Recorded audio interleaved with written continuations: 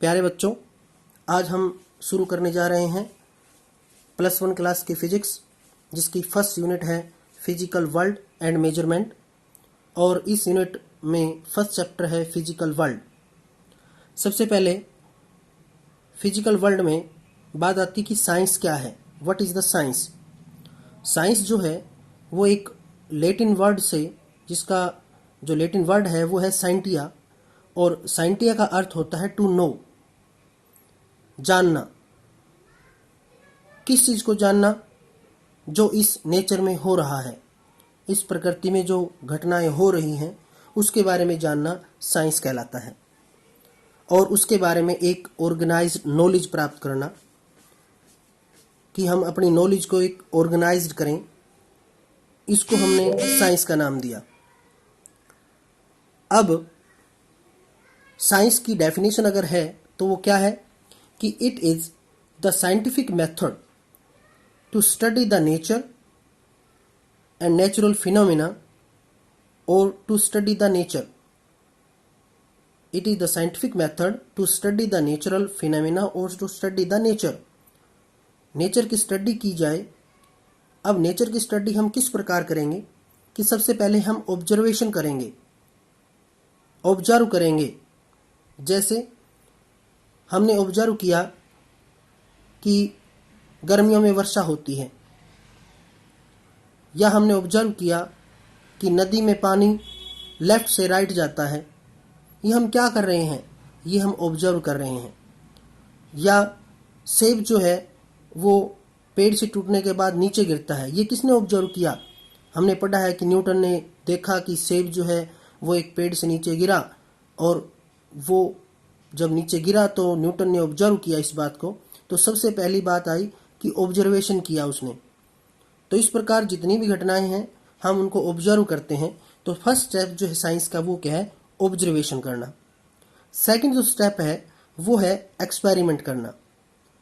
अब जैसे न्यूटन ने देखा कि कोई सेब जो है पेड़ से टूटने के बाद नीचे गिरता है, तब उसने क्या किया? अपने लैब में जाके और एक एक्सपेरिमेंट किया, कंट्रोल्ड एक्सपेरिमेंट किया। और उस एक्सपेरिमेंट करने के बाद पता किया कि वास्तव में क्या हुआ कि सेब नीचे गिरा। या हम कह सकते हैं कि हमने देखा कि वर्षा हुई, तो हमारे दिमाग में ये बात आई कि हमने ऑब्जर्व किया कि वर्षा हुई। अब हम वर्षा कैसी हुई इसको लैब में जाके एक्सपेरिमेंट करते हैं कि हमने एक बर्तन में पानी लिया, और पानी को हमने जब गर्म किया तो उसकी भाप बनी, और भाप को जब हम किसी दूसरी प्लेट से ऊपर की तरफ प्लेट रखते हैं तो वापस वो भाप बूंदों के रूप में नीचे गिरती है। तो ये हमने क्या किया? ये एक्सपेरिमेंट किया। तो सबसे पहले ऑब्जर्वेशन की, फिर एक कंट्रोल एक्सपेरिमेंट किया, और एक्सपेरिमेंट करके हमने पता किया कि वास्तव में होता क्यों है। अब जब हम एक्सपेरिमेंट करते हैं, ऑब्जर्वेशन करते हैं, तो हम सोचते हैं। तो जो थर्ड स्टेप है वो है रीजनिंग का, कि हम रीजनिंग करते हैं, हम सोचते हैं। अब सोचने का अर्थ है कि जैसे अर्थ जो है वो हर ऑब्जेक्ट को अपनी तरफ खींचती है। हमने ये ऑब्जर्व कर लिया, हमने ये सोच लिया। अब अर्थ जो हर ऑब्जेक्ट को अपनी तरफ खींचती है, तो वो क्यों खींचती है?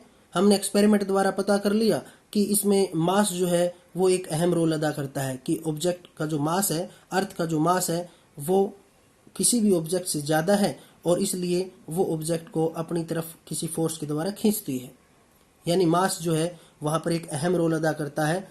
हमने पढ़ा है पहले कि ऑब्जेक्ट को जब अर्थ खींचती है तो उसको हम ग्रेविटेशनल फोर्स कहते हैं, कि फोर्स के लिए मास एक बहुत ज़रूरी चीज़ है। तो वो क्वालिटेटिव रीजनिंग हो गई हमारी। अब अगर दो ऑब्जेक्ट्स हैं, अगर उनको हम किसी दूरी पर उनकी दूरी को बढ़ा दें, तो क्या उनके बीच लगने वाली फोर्स, अगर एक ऑब्जेक्ट यहाँ है, एक ऑब्जेक्ट यहाँ है, इनके गैप को अगर हम बढ़ा दें, हमें पता है कि इन दोनों के बीच में एक फोर्स काम कर रही है, वो है ग्रेविटेशनल फोर्स। लेकिन अगर हम इनकी दूरी को बढ़ा दें, कितनी दूरी को बढ़ाएं और कितनी फोर्स कम या ज़्यादा होगी, मात्रा कितनी होगी उसकी, वो क्या रीजनिंग है हमारी? क्वांटिटेटिव रीजनिंग है। तो रीजनिंग भी दो तरह की हो गई, क्वालिटेटिव और क्वांटिटेटिव। अब हमने रीजनिंग कर ली, हमने ऑब्जर्वेशन कर लिया, हमने एक्सपेरिमेंट कर लिया, हमने रीजनिंग भी कर ली उसके बारे में। अब हम सोचते हैं क्यों ना इस प्रकार की जो फोर्स लगती है इसके बारे में एक फार्मूला बना दिया जाए।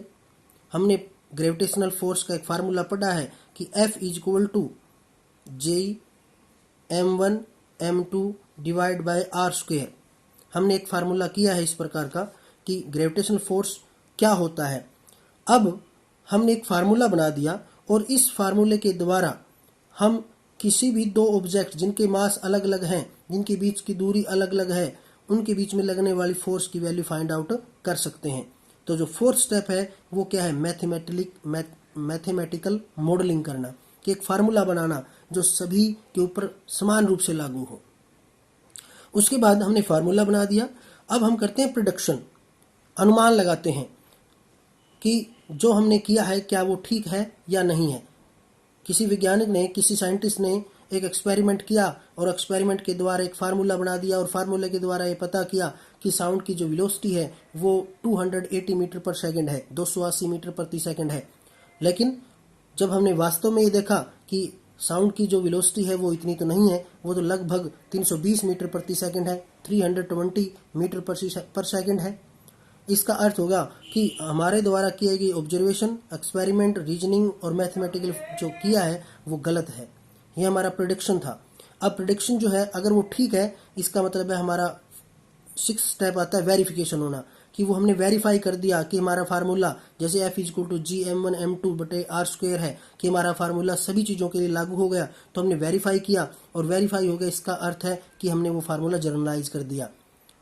तो इस प्रकार जो फार्मूला कोई बनता है तो वो हर प्रकार के एक्सपेरिमेंट होने के बाद ही किसी बुक में लिखा जाता है। अगर वो फार्मूला जो हमने बनाया है वो अगर सही साबित नहीं होता है, फाल्सिफिकेशन है, तो हम दोबारा ऑब्जर्वेशन करते हैं, दोबारा एक्सपेरिमेंट करते हैं, वही स्टेप दोबारा होंगे और एक फिर नया फार्मूला बन के तैयार होगा और फिर इसको वेरीफाई करेंगे। तो इस प्रकार साइंस जो है वो एक ऑर्गेनाइज नॉलेज है जिसके अलग अलग स्टेप होंगे, ऑब्जर्वेशन, कंट्रोल एक्सपेरिमेंट, क्वालिटेटिव और quantitative reasoning, mathematical modelling, prediction, verification और फैल्सिफिकेशन। तो इसको हम कहेंगे साइंस। अब हम चलते हैं अपने विषय की तरफ, अपने सब्जेक्ट की तरफ, फिजिक्स की तरफ। तो साइंस को मुख्य रूप से 3 भाग में बांटा गया, फिजिक्स, केमिस्ट्री और बायोलॉजी। जब हम +1 क्लास में होते हैं तब हमें ऑप्शन होते हैं कि आप मेडिकल लोगे या नॉन मेडिकल लोगे। तब मेडिकल अगर जो बच्चे लेते हैं उनको ये तीनों सब्जेक्ट्स जो कि साइंस के पार्ट हैं, फिजिक्स यानी कि भौतिकी, केमिस्ट्री यानी कि रासायनिक और बायोलॉजी यानी कि जीव विज्ञान, तो मेडिकल वाले बच्चे तीनों साइंस के पार्ट पढ़ते हैं और जो नॉन मेडिकल लेते हैं वो बच्चे इस बायोलॉजी की जगह साइंस सब्जेक्ट के अंदर मैथमेटिक्स ले लेते हैं। तो इस प्रकार हम जो पढ़ने जा रहे हैं वो है फिजिक्स। अब फिजिक्स क्या है? फिजिक्स है क्या? फिजिक्स है एक साइंस की ब्रांच है। फिजिक्स साइंस की ब्रांच है जिसमें हम इस फिजिकल वर्ल्ड के बारे में पढ़ते हैं, इस भौतिक संसार के बारे में, उसके नियमों के बारे में, उसमें होने वाली घटनाओं के बारे में पढ़ते हैं और इसी पार्ट को नाम दे दिया गया फिजिक्स। तो it is the branch of science which deals with the study of physical world और natural phenomena is called physics. इसको हम क्या नाम देंगे? फिजिक्स।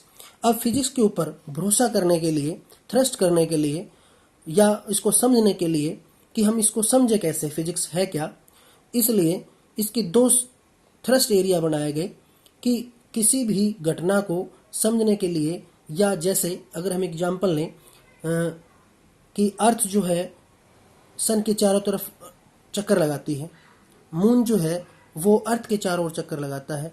यहाँ पर ऑब्जेक्ट का मास और उनके बीच में लगने वाली फोर्स एक अहम रोल अदा करती है। क्या इनके लिए कोई ऐसा नियम बनाया जा सकता है जिसके द्वारा हम इस पर विश्वास कर लें? तो इस प्रकार फिजिक्स के कुछ विश्वास के लिए उसके 2 प्रिंसिपल, उसके 2 थ्रस्ट एरिया बनाए गए जिनको हम कहते हैं यूनिफिकेशन और रिडक्शनिज्म।